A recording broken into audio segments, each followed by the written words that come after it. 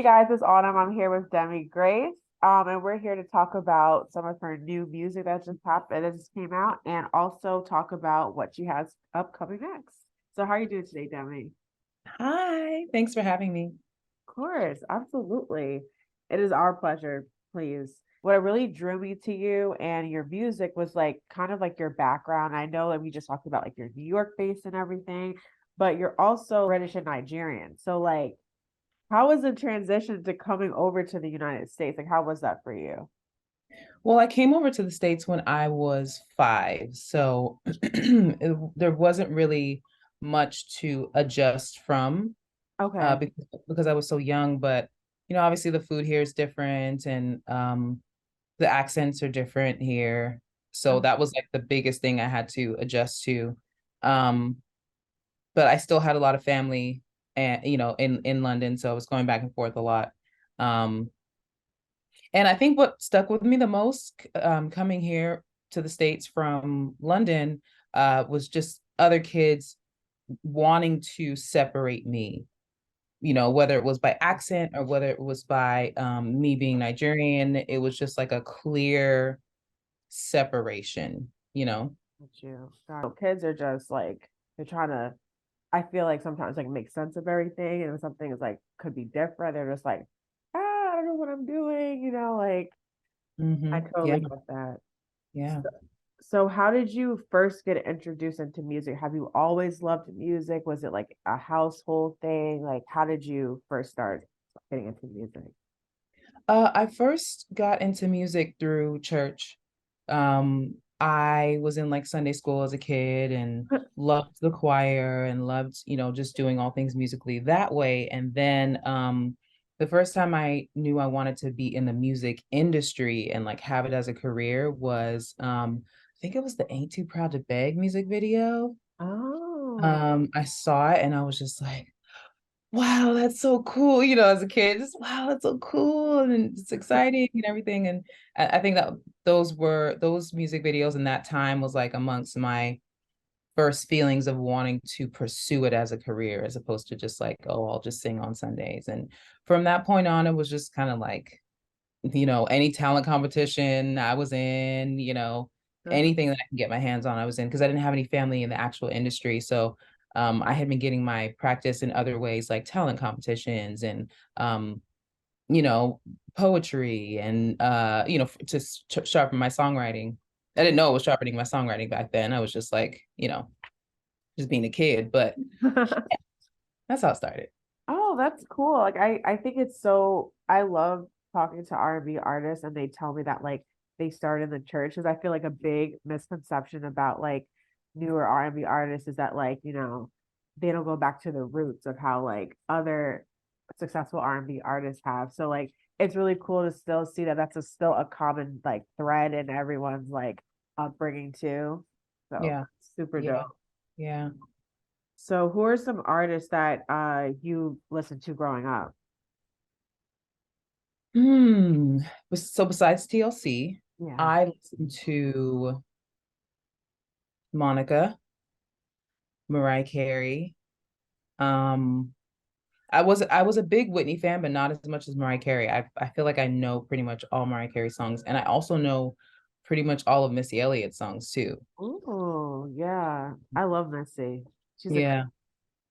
yeah, I'm so happy she's getting her flowers now because she Yes. deserves them. Like that's that girl. She is that girl for She real. really is, and I'm so glad that she's getting her flowers because she does everything, and especially when she was, kind of in my stage of my career, she was Hmm. severely undercredited, for the things that she did. So I'm glad that she has been able to sustain his longevity, whether it's, in front or behind the scenes.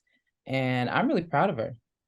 Yeah, she's a superstar, definitely, because like she can rap, she can dance, she's an amazing producer and stuff. So absolutely. That is a really great person to have an influence from.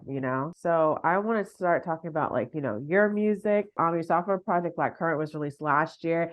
So how did you prepare yourself to release this project? And I know it had a little bit of influence, had some influence of you like living in the US. So that theme and like how did you prepare yourself? I'll just go through the entire process. Yeah, definitely. So with Blackcurrant, I we were all in lockdown, and I really didn't know what was coming next, like all of us, you know what I mean? And one of my biggest therapy outlets is music.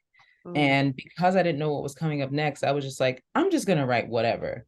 mm, Before that, I definitely relied heavily on like what producers were saying, needs to be out there, what other songwriters are saying, what managers or labels were saying. I never really had the chance to just do what I wanted to do, whether the songs connected or not with each other. So I was like, this is probably a good opportunity for me to just write and just sing. And whether it sounds silly or not, just do it. And so I record myself pretty much every day over the course of like 3 months. wow. Yeah. And sometimes some days I had just enough energy for like covers, so I was just, but it was really therapy for me. So I still did it anyway. And by the time I was done, I had finished about like 45 songs. Wow. And yeah, yeah, I was yeah. Wow. 'Cause it's kind of like the equivalent of talking to yourself, like kind of how we all developed like talking to ourselves in the pandemic. Yeah, no, seriously. Seriously, yeah. Well, I mean, at Really? least when you're doing it, it sounds really pretty. So, Thanks. So I talked to myself for about 45 songs. and and some of those songs I really felt like they needed to be put out into the world. mm, And I was like, you know what? I haven't put an album out in a really long time. I don't know what's going on with the industry. I don't know what's going to happen. We're in a really great time where we have access to distribution, whether, a label wants to put it out or not. So I mhm, was like, I'm gonna put a project together and put it out there and just kind of like see. And it was really tough for me to not ask anybody for advice. Like I had bought like home recording, it's right next to me, it's blurred so you can't see it, but I bought a home recording a system so I can like record myself at home, and I wasn't in the studio with any kind of engineer or producer or somebody to give me like feedback or an opinion on whether the song sounds good or bad or what it needs.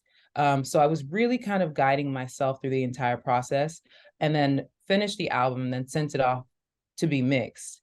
mhm, And that was pretty much the only level of feedback that I got before I released it. oh, wow. And it was really just me bearing my heart on a record, and my curiosity about whether people could relate was what pushed me to release it. Mhm, You know, I felt strong enough to cope with the idea of people not being able to relate to it. But I was curious enough to know if people did relate to it, because that is kind of your purpose as a singer, is to find that common ground with music listeners.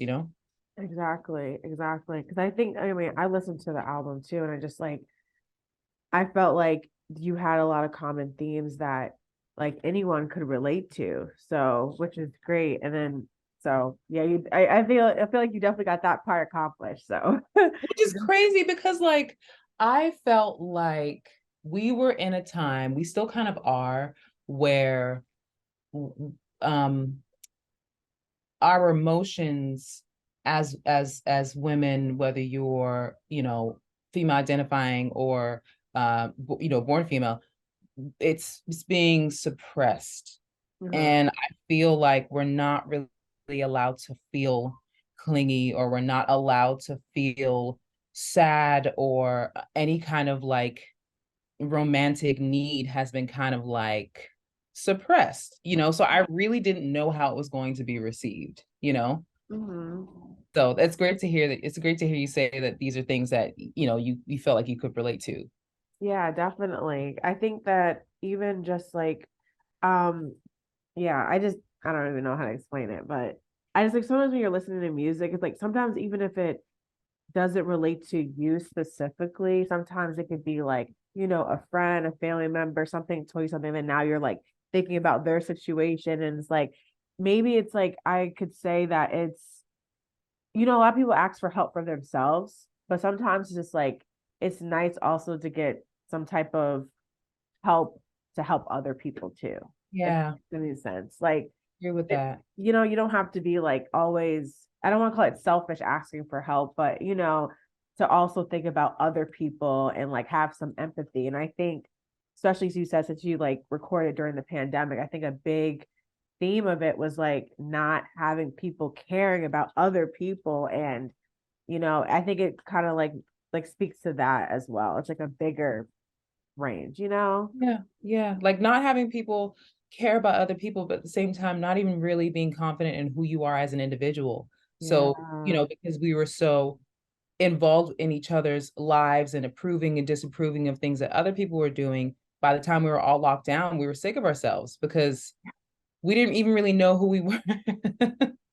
It makes you like reevaluate everything because you're like, okay, I want to do this, I want to do that. I think a lot of people made a lot of big moves during the pandemic because it's kind of just like it gave you a way to be with yourself and really be in those thoughts. And sometimes like, sometimes you need to hear somebody else. And I think that's what I really think that's what your project did as well. Yeah. Your title of your album too was like based on like a sweet flavor from back in London. Do you think Mhm. there's anything similar to that in the US, or it's like we don't got that over here? Um, well, I've seen Ribena in the US, so y'all got Okay. I've seen it. Okay. It Cool. might not be the most popular drink, in households across America, but y'all got it here. Okay. But I would say if Ribena was not imported, um, hmm, I don't think I've ever seen anybody go any company or food product in the US go wrong with its strawberry flavor. Ah, I can see that. Yeah. I can see that because Because I I was gonna say apple, but I was like, no, some people make it too sour and then it's not apple anymore. But like strawberry, I don't think I've ever seen strawberry go wrong. yeah, I think strawberry is a good flavor. I mean, I'm an orange girl for sure. Yes. Yes, I love orange. Yes, thank you. Because there's some back. I feel like orange is very unappreciated. Yes. It's so good. Tangerines, oranges. What are the other? I like blood oranges too. Blood oranges. Oh my God. Yeah. Yeah, especially in a drink. Oh, in Yeah. the summer, like you do Yeah. like a little spritzer or something like that. Yes. Like, Yes. But I couldn't do orange because Thames, her project, If Orange is a Place. And then I oh couldn't do yeah. strawberry because that's not a good album name. Yeah, exactly. No, your album name is perfect. That works. That absolutely works. Yeah. Um, so what was your favorite track off of Blackcurrant and why? Definitely I'm okay. Yeah, Mhm. I like that one a lot too. I like that I one a lot. just got to the place where I don't cry when I listen to it. But when I first recorded it, could not listen all the way through without crying. Wow.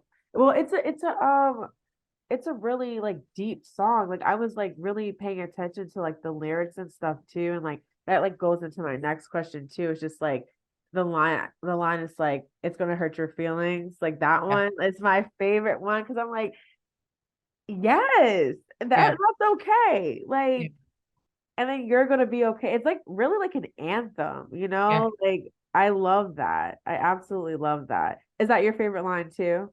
Yeah. Yeah. See, look at Yeah. us. Because that's the hard, like when you're finding yourself, I think that as a woman, that is one of the hardest obstacles is hurting somebody's feelings in the process of putting yourself first. Oh, yeah.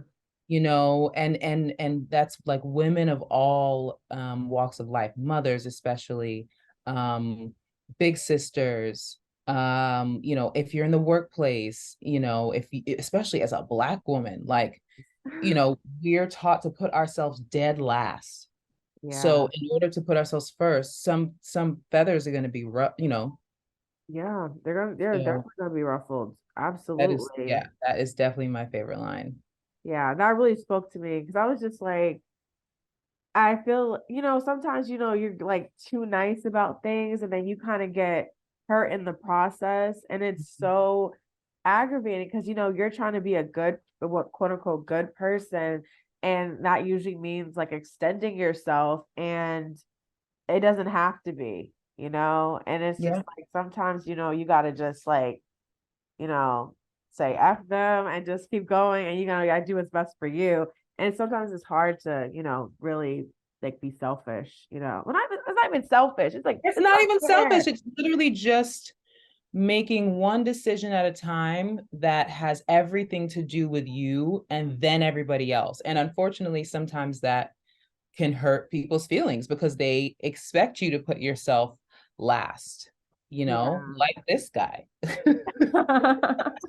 Yeah, exactly. Exactly. But you know what? He's okay though. He's okay. Yes, yes. I have been restoring my faith in the masculine through this little boy, Aw. What's his name?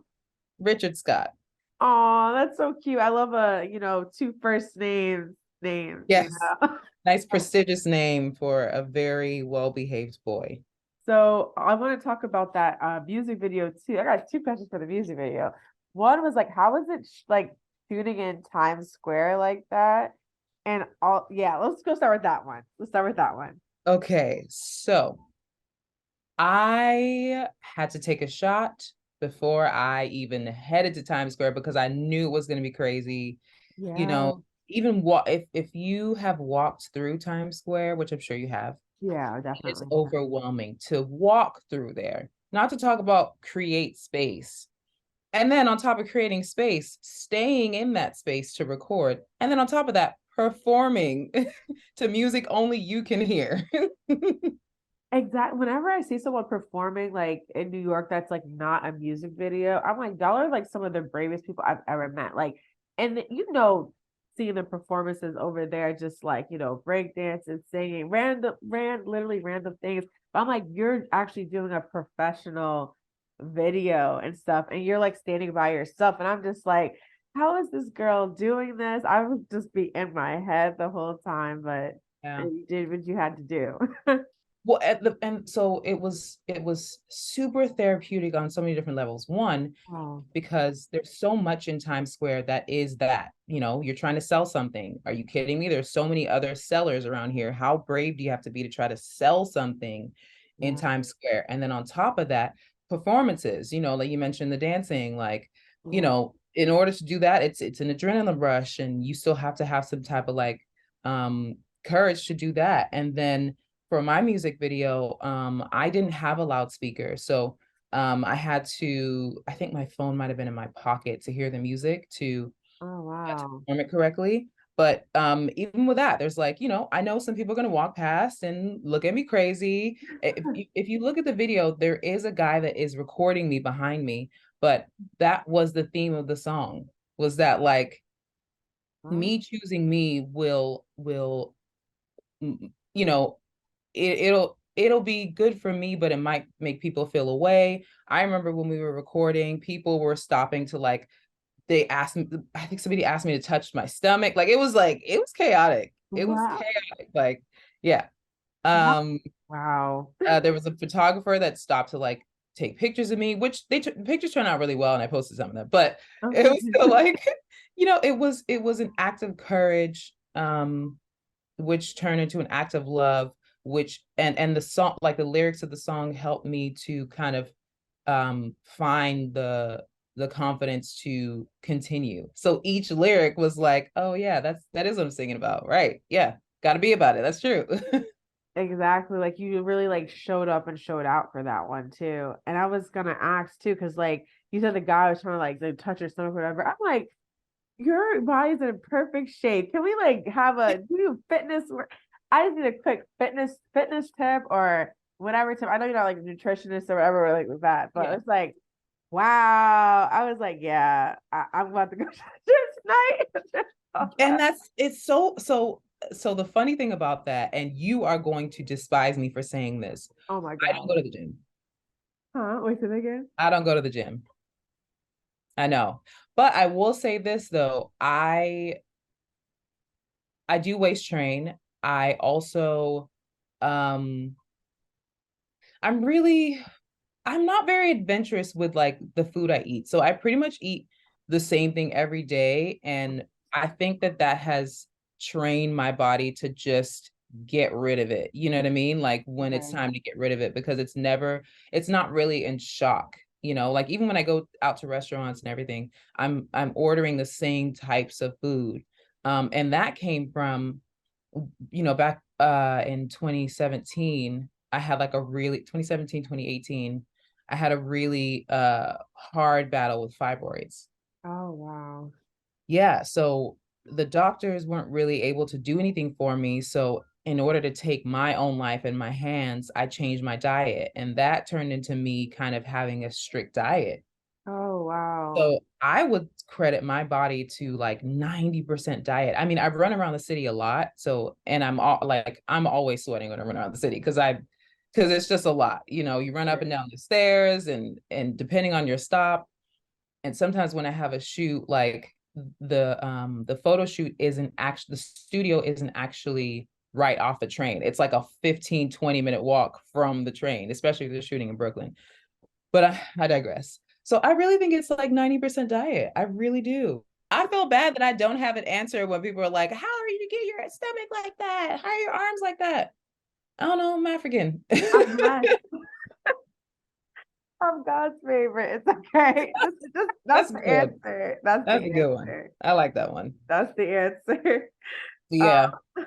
So, as much as we, love hearing you, through our headphones and everything like that, but you've also had experience like at different festivals, like the Essence Fest, South by Southwest. Like, is there any type of live performances you're gonna do in the future? Yeah. I'm actually, in terms of in New York, I am doing something in September. Cool. So we'll let you know about that. And yeah, we're working on other stuff. Okay. So the thing is, like I said, this album was released kind of out of curiosity for me. Okay. Yeah. So I wasn't even really reintroduced to the world and public events before I released this. So we're now getting all the inquiries of, hey, can you perform here? Can you perform there? And I'm just like trying to balance it all. But like, Absolutely. yes, you will definitely be alerted, especially when I have something in this area, which the soonest thing I know of is in this area is September. But I'm sure there'll be more before then. Awesome. That's what I wanted to know because I'm like, I know people are gonna wanna, see you perform live. I was just like thinking about my time at Dreamville and everything like that. There's nothing like a live experience from hearing Yeah, people like with your favorite artists. So we got yeah. to hear you. And lastly, I just want to know like, do you have is there any other projects you possibly could be working on? And also, I just want people to be able to find you and like find your music. So give me all the plugs right now. So as far as other projects, right now I'm really focused on the visual rollout of the album, because Mhm. something that was really important to me with this rollout was to tell a visual story as well. Yeah. Um, and so that look forward to that every single month. You're gonna get some type of visual rollout from me. Mhm. And as far as socials, I am Demi Grace on everything. So Instagram, I am Demi Grace. Um, Twitter, I am Demi Grace. Facebook, I am Demi Grace. TikTok is actually just Demi Grace. I don't think anybody else got a chance to snag that. So I think I might be the only one that had that.